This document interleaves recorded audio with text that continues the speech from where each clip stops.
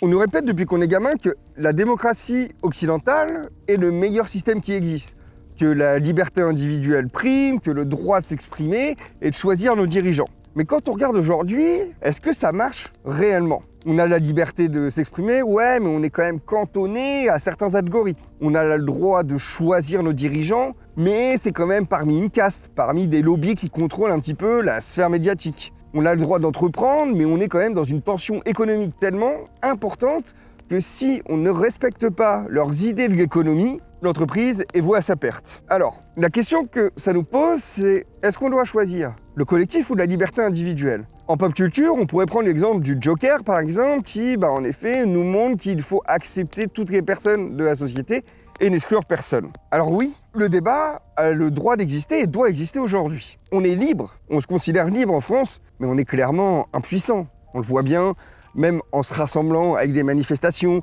en signant des pétitions comme la loi du plomb. On peut parler, on peut critiquer, on peut manifester, et pourtant, comme je vous disais dans une autre vidéo, l'eau du poisson, elle reste toujours toxique, et on va de plus en plus mal. Les stats sont affolantes.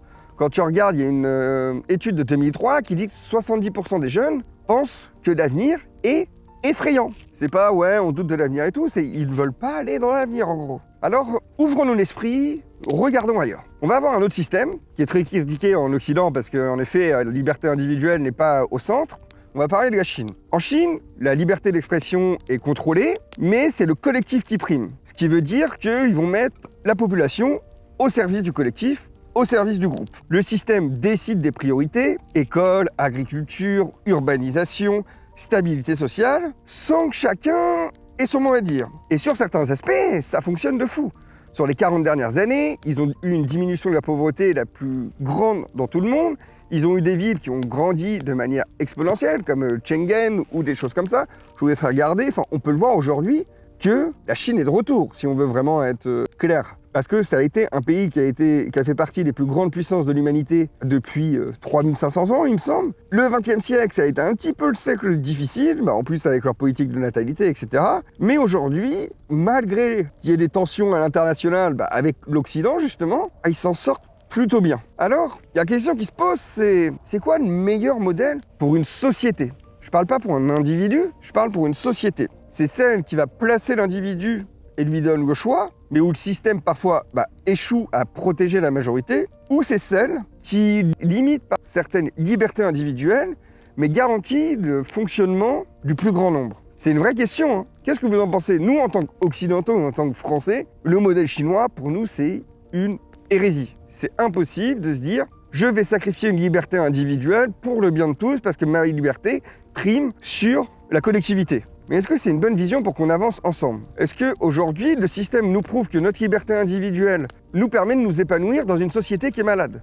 Parce que si chacun fait ce qu'il veut dans une société, la société a quand même plus de mal à avoir quelque chose, une connivence, une harmonie. Les règles sont différentes pour tout le monde, et quand les règles sont différentes pour tout le monde, est-ce que le système peut réellement fonctionner? C'est une question que je vous pose. Pour vous, c'est quoi le plus important? Avoir chacun sa petite vie et faire ce qu'on veut, ou avoir un système qui fonctionne? Et la question, du coup, qui viendrait après ça, c'est s'il y avait des libertés individuelles aujourd'hui que vous seriez prêt à sacrifier pour le bien de la collectivité, ça serait quoi? Comment vous feriez un pas en avant pour qu'on marche mieux et qu'on travaille plus en harmonie ensemble? Parce que l'exemple bête que je donne régulièrement, c'est en Chine. Donc maintenant, il y a le contrôle aux faciès.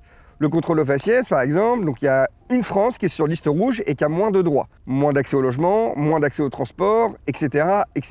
Parce qu'ils ne respectent pas les règles de la société. Les règles de la société peuvent être toutes bêtes, comme par exemple, au feu rouge, le piéton ne traverse pas. S'il traverse, il est flashé, entre guillemets, et donc du coup, il est entré dans un dossier, et en fonction de l'accumulation des mauvais points, dirons-nous, il peut être rétrogradé dans ses capacités de droit. Ça nous rappelle à cette balance droit-devoir.